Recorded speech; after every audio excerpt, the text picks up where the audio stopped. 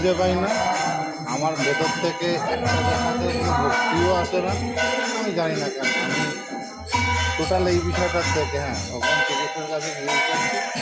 বিয়ে কার গুরু তাকে গিয়ে আমার ঠিক সত্যি আছে না, আপনি আদারওয়াইজ নেবেন না জিনিসগুলো। এটার কোনো মানে কিছু পাই না। এখানে যে মানে আরতি দেখতে ওখানে যায় আমার এই টোটাল ব্যাপারটা একটা নিজেটা হাসি হাসি মনে হচ্ছে, এরা পাগল না কি দিকে আর কি কোনো সেন্স নেই, তো সবাই করছে আমিও করবো।